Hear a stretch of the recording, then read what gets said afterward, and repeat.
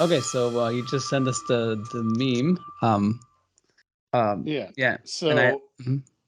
in essence, these things are like a dime a dozen. You see them all over the internet. They're not uncommon at all, but it's just these kind of dumb little things where somebody's put together a, what would you choose moral dilemma type of thing, but in this case, it's just list six actors and it says one has to go and all of his work.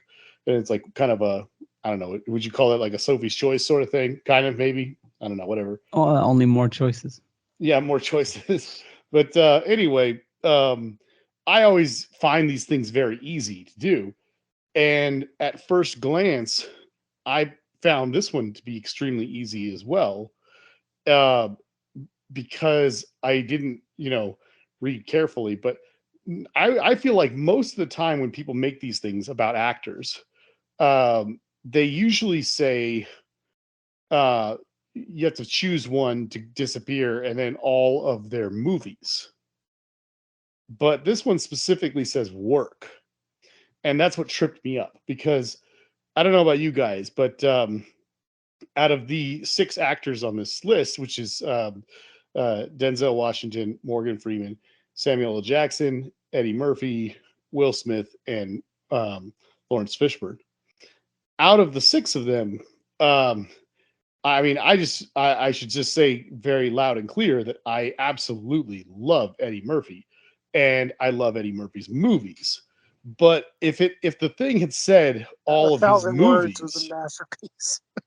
yeah, well, I'm just Yeah, saying if it yeah. had just said movies, that he would have been the easy choice for me because while I love Beverly Hills Cop and I love Coming to America and I love a bunch of his movies, like I think if we, as long as you still had his stand up and his SNL career and half a dozen other things, like his movies would be the one to disappear. I mean, I think the other five have a far better, cinematic filmography, body of work to go on. But when it says all his work specifically, that makes it tough because then now I have to factor in everything else. Like his stand up and Yeah, exactly. which I spent a lot of years rolling on the floor laughing to. Absolutely. It's fantastic. Um, Yeah, not to mention that I think because we often say how comedy gets short shift, like Yeah. in the arts or in the movie pantheon and stuff. But entertainment matters. And I say mhm. this as someone who was like, very snobbish about wanting substance in my movies. Yeah. Um, I feel like if it wasn't for Lawrence Fishburne being in Apocalypse Now, uh, I would I can't. I mean, there's Boys in the Hood too. That was another one. Like if the movies had to go along with the actor, it would be a much tougher choice. But if it's just removing him and recasting that part, I know. I then think that's. Oh, I could be wrong. I don't know about you guys, yeah, but because I've if always that's it, believed that's the the case. idea is that they're. Unfortunately, Yeah, it just disappears. Every movie they've ever been in never happened. oh, yeah. So that That's that what does I've make always. it Yeah. that does make it a tougher choice because I feel like it's kind of like a comparison of like Lawrence Fishburne is a very good actor, um, but it would be like comparing a role player in the NBA, someone who won a championship several times but wasn't the MVP compared to like Eddie Murphy, who's basically like Michael Jordan. Like there's Yeah. just every movie is in is like nothing without him, close to Exactly. nothing. Yeah. No, Um, I could be wrong, but I've always taken this thing and all of it to being that like it doesn't matter if we're talking about. Let me get an example here. Like Samuel L. Jackson was in one tiny scene in True Romance. If you chose Sam Jackson, it means that whole movie never happened. That Quentin Tarantino just never even wrote the thing, just because of this hypothetical meme. well, that would be the least of my concerns, that movie, but I just an example, and yeah, how no, dare you? I know. I just say that because I know you like that movie. I know. I don't know about you guys, but I mean, glancing at this thing, I just immediately said the top row would be safe for me.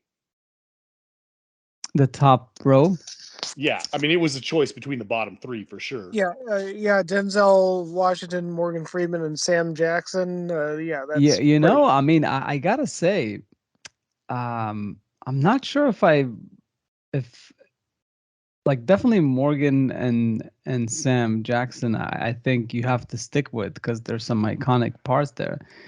As much as I know Denzel is like on the pantheon of like possibly the greatest black actor, I I try to think of a movie of his that I can't live without. Like What? yeah, just name some movies because I What about? really Well, I know, I know from the time we all lived together that Matt and I both like Man on Fire a lot more than you do. But yeah, exactly. And I Glory, I mean, I can live I without. think Glory would be a great one. You know, I So, mean, but if you put Glory up against Shawshank or even a movie like Seven, which I'm not even a big fan of, I take those two over Glory any time of the week. I'm oh trying to think of a well, sure, Denzel I would movie too. I that's mean, Not I think any time of the week. I mean, sometimes you no. well, sometimes you just Oh, want to watch a classic war movie. yeah, probably. But on a rewatch, I'm not sure. Um, I mean, Inside um, Man was really good. nah, it's American okay. Gangster is pretty darn good. Remember the I haven't Titans seen is it. one of the best football movies ever made. It'll Yeah, always I be didn't second see that to one. Friday Night Lights. Well, even if it is second, it's Yeah. still a great movie. Well, I think what it Uh, is Denzel is probably the greatest leading man, black actor, but Morgan Freeman and Sam Jackson are these role player actors that have been in some of the most iconic movies in history. Whereas Denzel, I am impressed to think what classic movie, all time great movie he's been in. I'm trying. Virtuosity. I, it's Why are you guys laughing?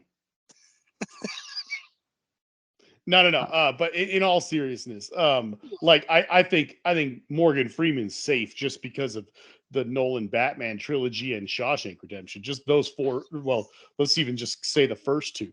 Like Yeah, no, no, those two and Sam Jackson, are the Tarantino movies. I mean, yeah, Pulp exactly. Fiction. I mean, you can't. There's no way. There's no way. I mean, they're safe and Yeah, um and then if I go to like the bottom row again, Lawrence Fishburne, Apocalypse Now is pretty consequential. Boys in the yeah, Hood too.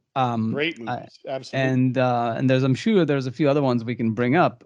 Well, But off the top of, I'm just like glancing real quickly at his oh yeah, thing here. I mean, the John Wick sequels were both great. Uh, he was in the sequel to Ant-Man and the Wasp, but that's not any big thing to lose. Uh, but the most of the Zack Snyder just is like DC movies would actually be a good thing to lose. But oh, also, I mean, yeah, come on, the elephant in the room is Matrix. I was getting to that. I was going to say, Yeah, yeah, the Matrix yeah, would be the whole oh God, Matt. Oh my God. Uh, Mission Impossible 3, which isn't a phenomenal movie, but it's my favorite of the Mission Impossible movies. Um, I mean, he I don't know if this counts, but he's the voice of the Gennaro's bear in the beer commercial in Kiss Kiss Bang Bang. I would never want to lose that movie.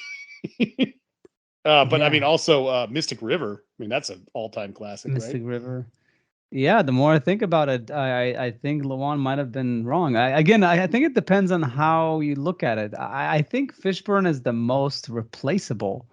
Yeah. Well, you're right about that. I mean, like, well, I love Event Horizon too, but it's just tough because I mean, obviously Will Smith's career before, oh, I don't know, a certain date was like outstanding, up until probably, let me see.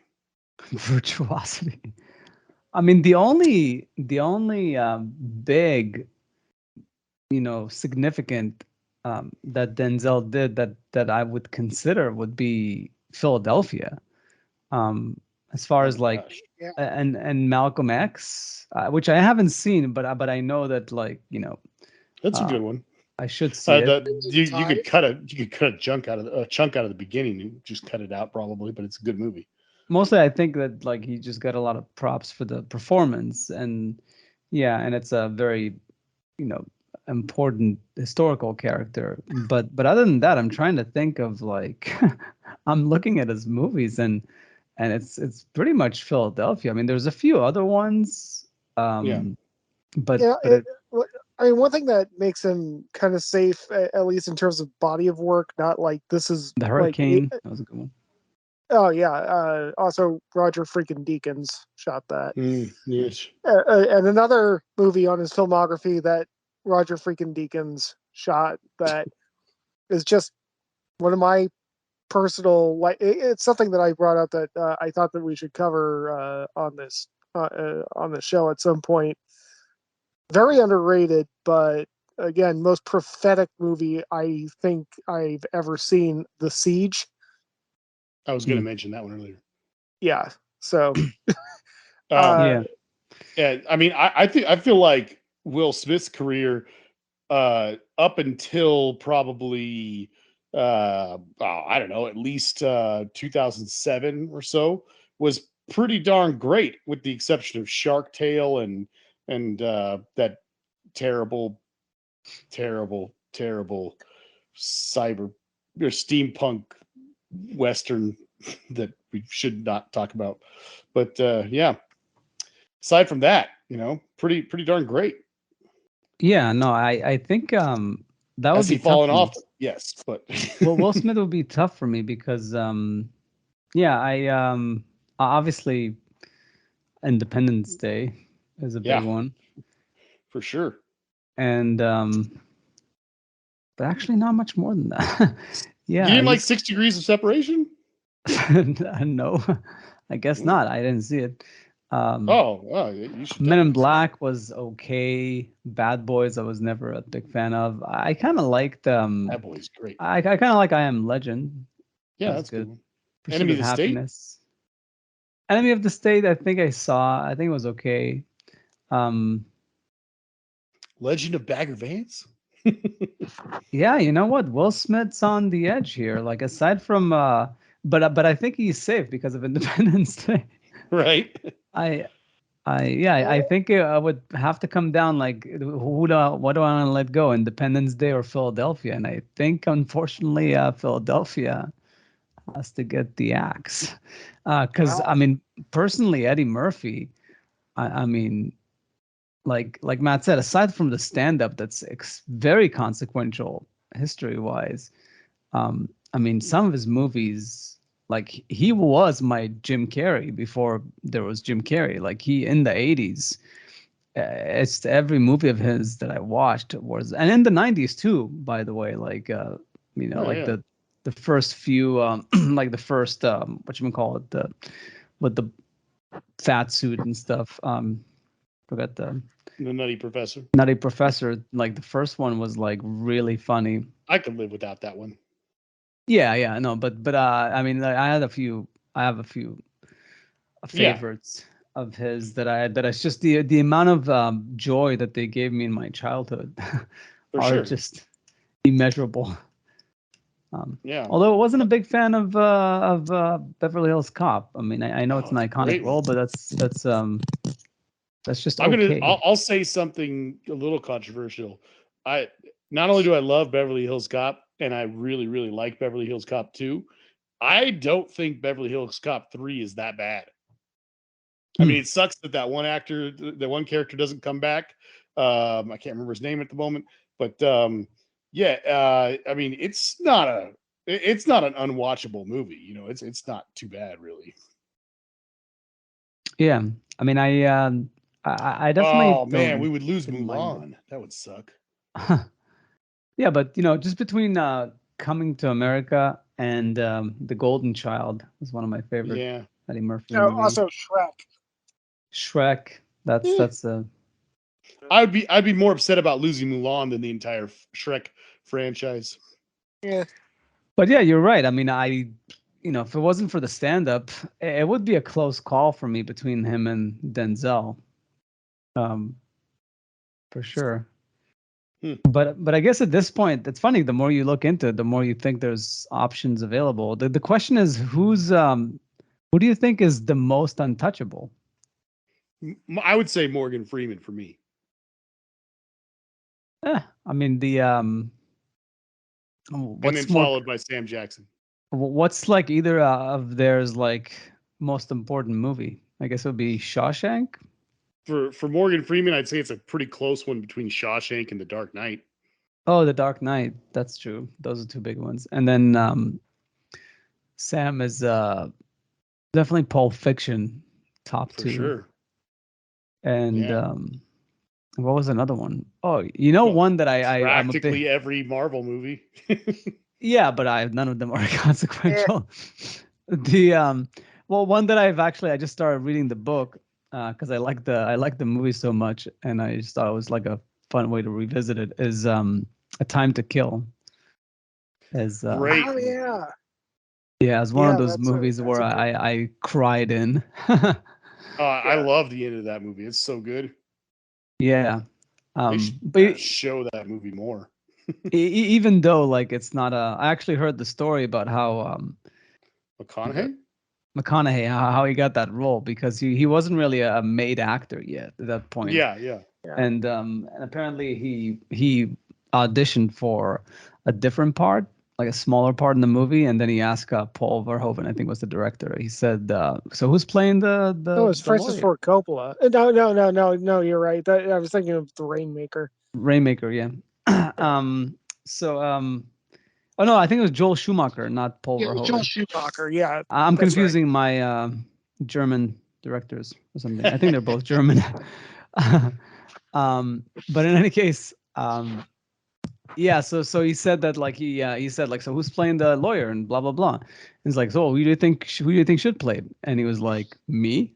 and then he laughed out loud and he said like, I wish that could happen, but there's no way the studio is gonna let me do that because they need like a named actor for this.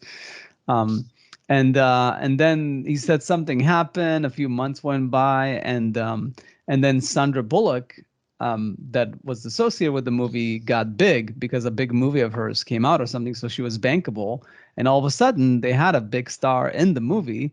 So they didn't. It took the weight off of that role, so they could take a chance with it. And then and apparently John Grisham had in his contract that he needs to authorize who's going to act in the role. So as long as he's okay with it, it would go for it. So he auditioned for John Grisham and Joel Schumacher, and they gave it a go, and it worked out. Wow. It made him a star. And Sam Jackson is heartbreaking in that movie. He's outstanding in it. Yeah. I mean, just throwing this out there, you'd also lose the Star Wars prequel trilogy. Yeah, which it would be less of a concern, but it's definitely something. Yeah, it's better than the sequels. You'd lose Rules of Engagement and Deep Blue Sea, which Deep Blue Sea is one of the best shark movies that they've ever made, for sure. Yeah. So, man, I haven't seen Rules of Engagement in like probably 18 years now or something. I don't think I've seen it in at least 15. Okay, yeah. Guy Pearce was really good in that. Yes, he was very good. Oh man, we would lose a Long Kiss Goodnight, or the Long Kiss Goodnight, and with Gina Davis and Sphere. Yes. Oh yeah. Can't lose Sphere. Yeah. Okay. Yeah. Sam Jackson's safe. Absolutely. Well, I think we agreed that he's safe. Well, I guess at this point we can probably even like rank them if we're doing this. So there's only 6. Yeah, exactly. Well, let's see if we can come to a consensus, because we usually just rank ourselves. But I think we can agree that it's either Sam or Morgan for the top 2 spots.